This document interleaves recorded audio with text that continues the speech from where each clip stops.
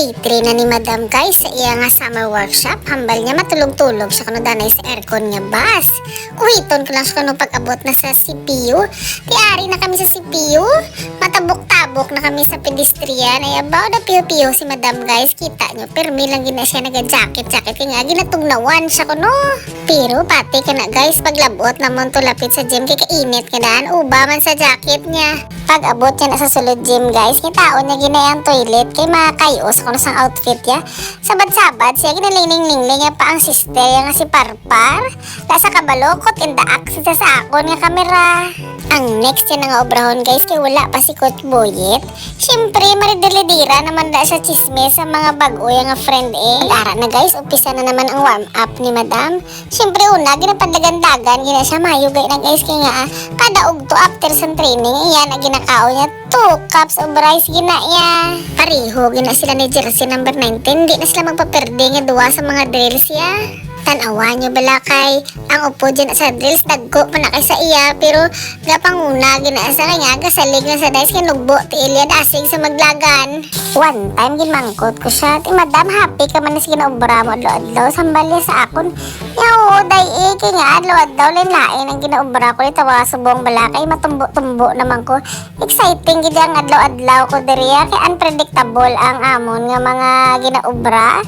While ongoing ang drills guys, kulpi lang naglinog sa gym. Tigin pagwa kami tanan.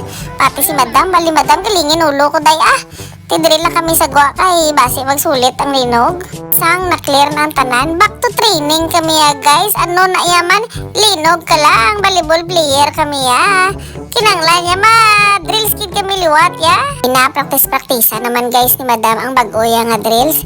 Kinanglan ko naman perfect naman eh. Balaan mo naman gani guys, leader ni saya sang ila nga purok. Maski nalayo na to, blood lagano niya ginaya.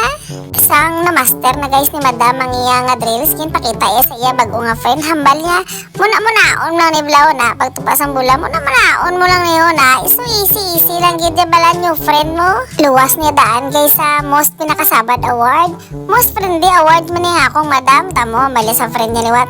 Na, amhon mo lang niyo, muna-muna lang ho. Easy lang ginaya. O ikaw naman da bala friend kay dugo sakit ng rayuma ko. Balaan mo naman na pagka ginarayuma na si Madam. Papungko-pungko naman na siya. Lipay-lipay si Madam guys makita ya nga ang new friend niya. Makuha yaman ang gintudlo ni Madam sa iya. While there is other side ya guys. Si jersey number 19 ba? Seryoso man kayo sa iya nga drills. Pagbalik ko di guys kay Madam. Nakita ko kapahuway-huway man sa Japon ya. Bored na gisaya ko no kay wala pa Japon matapos ang iya new friends ang iya nga tas. Hambal ni Madam. Sige, dala ka lang anay friend kay matulog-tulog lang ko di kag may lahilay pukawon mo lang ko ha. Sang ulihin naisipan man ni Madam mabango na lang sa kay base migo na sa karon sa spiking ni jersey number 19.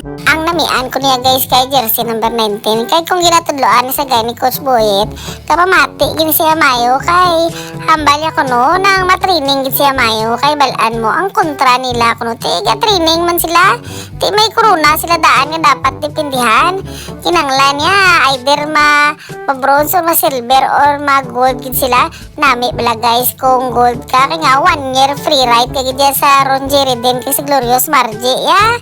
Sa tuod lang guys, kasakit man ang akon nga tiis ang sagay tindog ko asang video budlay gid akong videographer kaya ni Madam guys kay kinanglan niya may makuha agid ako no kada training ko no ya. Ang instruction niya pa sa akon nga day damuon mo gid ang video sa akon gamay lang kay jersey number 19 na. Ay salamat guys kay natapos na giman ang ila drills. Yes, uwi ana.